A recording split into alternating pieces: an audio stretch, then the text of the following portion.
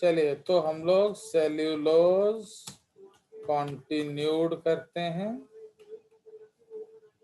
Okay, तो हमारा cellulose चल रहा था, कट गया, तो उसमें आगे चलते हैं। नाउ व्हाट हैपेंस, तो एक्चुअली जो सेल्यूलोज है वो एनिमल बॉडी में डाइजेस्ट नहीं होता है। Okay,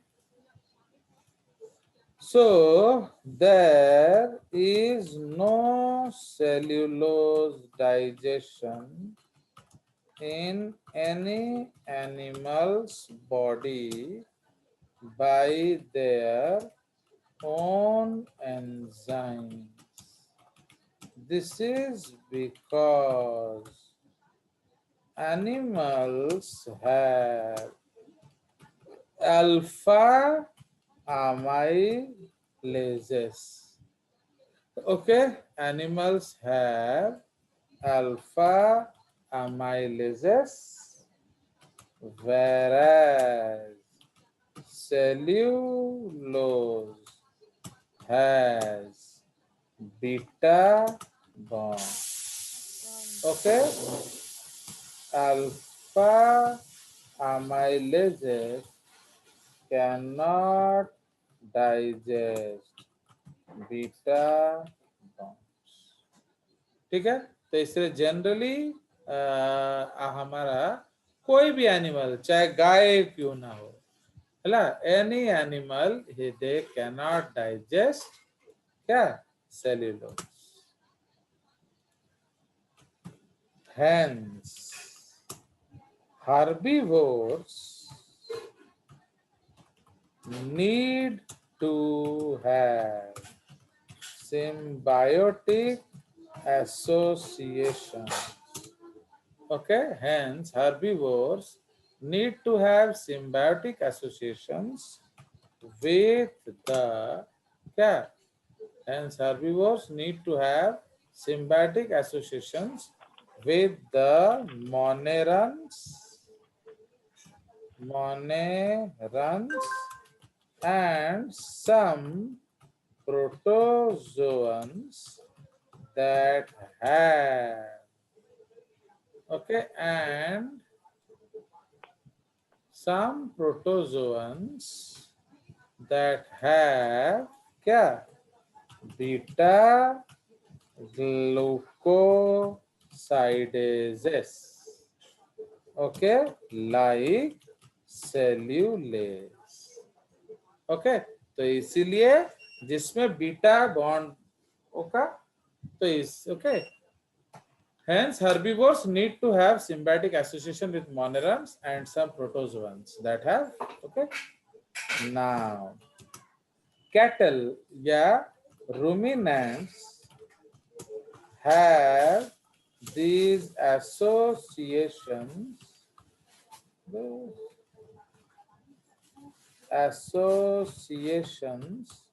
So ruminant have these associations with their क्या, rumen, within their rumen of stomach. तो उनमें कॉम्प्लेक्स स्टमक होता है, तो इसलिए रूमिनेंट्स क्या करते हैं, वो आपका, तो ruminants have this association with the rumens of stomach.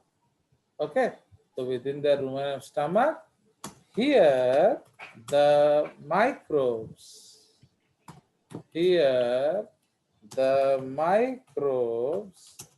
help in cellulose digestion. Okay, here the microbes help in cellular digestion. In non-ruminants, they may have associations within their appendix or cecum. ठीक है, appendix और caecum. ठीक है, तो ये आपका concept होता है। तो हमारा जो सेल्यूलोज है वो डाइजेस्ट नहीं हो सकता। इसको डाइजेस्ट करने के लिए हमें सिम्बायोटिक ऑर्गेनिजम्स को रखना पड़ता है। Is it understood? चलिए, तो ये हमारा हो गया खत्म अबाउट सेल्यूलोज। तो उसका स्ट्रक्चर बना लेते हैं। वो बिल्कुल अमाइलोज जैसा ही होगा, सिर्फ बॉन्ड उल्टा होगा। बिल्कुल।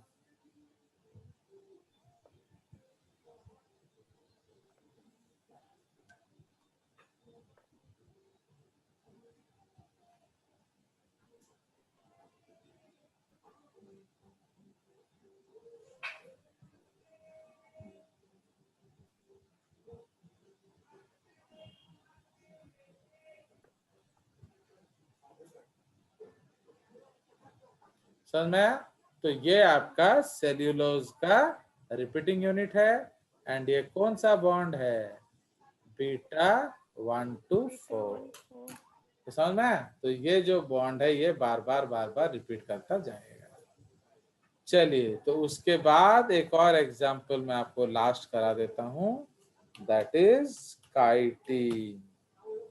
ठीक है, तो काइटिन, इसको हम लोग फंगल सेल्यूलोज भी बोलते हैं। ठीक है, तो this is also called fungal cellulose.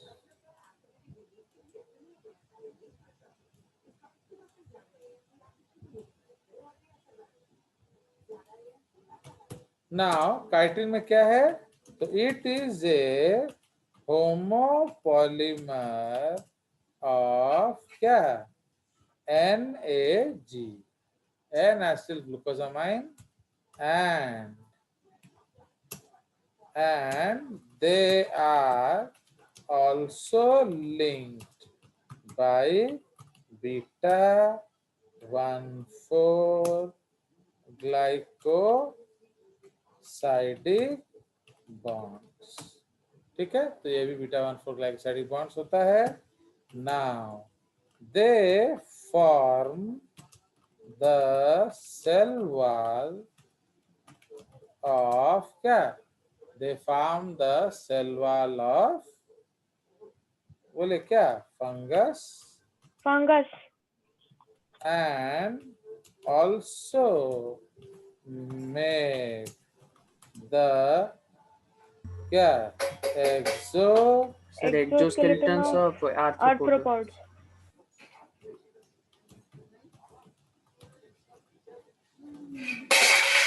Okay, exoskeleton of arthropods। ठीक है, सो इसीलिए so it is also not digestible inside any animal क्या? बॉडी। तो ये भी हमारे बॉडी में डाइजेस्ट नहीं होगा। क्यों डाइजेस्ट नहीं होगा बोलिए? Why it is not digested? Sir they beta bonds. 1,4 चाहिए लेकिन हमारे पास तो अल्फा हाँ, तो इसमें भी बीटा bilateral। 1,4 बॉन्ड्स है। चलिए, तो इसलिए इसमें भी सेम आपका स्ट्रक्चर होगा, डिफरेंस खाली उसका रिपीटिंग यूनिट में होगा। तो एग्जैक्टली हम सेम बनाएंगे जैसे हमने सेल्यूलोज बनाया था। फाइन, ये आपका ग्लूकोज बनाएंगे।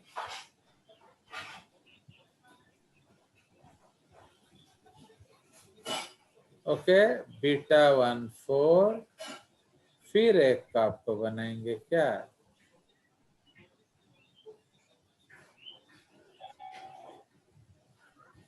Fine, CH2OH। ना एग्जैक्टली सेम इसमें होगा। तो इसमें सॉरी ये ऊपर जाएगा, ये बीटा बॉन्ड है ना, तो ये ऐसे ऊपर से आएगा। फाइन, ना डिफरेंस क्या है? ये ग्लूकोज है तो पहले उसमें अमीनो ग्रुप लगाएंगे, फिर उसको सब्स्टिट्यूट करेंगे एसेटाइल ग्रुप से। फाइन, तो ये क्या बन गया? NAG, एंड ये आपका बन गया बीटा 1,2,4 बॉन्ड। ठीक है, तो ये आपका कंसेप्ट है। तो सेल्यूलोज में हम लोग लिखेंगे मोस्ट abundant पॉलीसैक इन नेचर। ठीक है, सो नेचर में सबसे ज्यादा मिलने वाला पॉलीसैकेराइड कौन है? Nature. Cellulose. Nature as they make the plant body। ये प्लांट बॉडी बनाते हैं, इसलिए इनका नंबर सबसे ज्यादा होता है। उसमें यहाँ क्या हो जाएगा? सेकंड मोस्ट सेकेंड, यस, तो ये बन जाएगा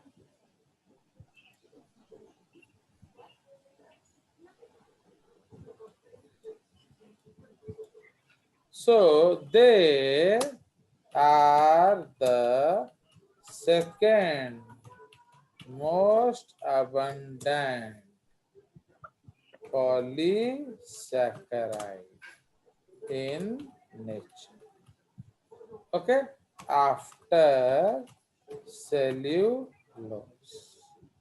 ठीक है,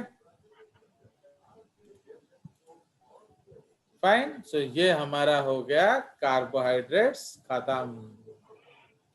ठीक है, सो इसलिए अगले क्लास में हम लोग क्या डिस्कस करेंगे? So in the next class we will be discussing amino acids and proteins. ठीक है, इसलिए तुम लोग का थोड़ा थोड़ा पढ़ा के जल्दी जल्दी खत्म कर देंगे। और क्या, तुम्हारा 1-2 दिन में प्रोटीन खत्म कर देंगे, फिर आधा दिन में लिपिड खत्म कर देंगे, फिर 1-2 दिन में डीएनए खत्म कर देंगे। अल्लाह। तो इसलिए अभी तुम लोग एनसीईआरटी बैच हो गए हो, एंड वो लोग क्या हो गए हैं? वो लोग एनसीईआरटी प्लस बैच।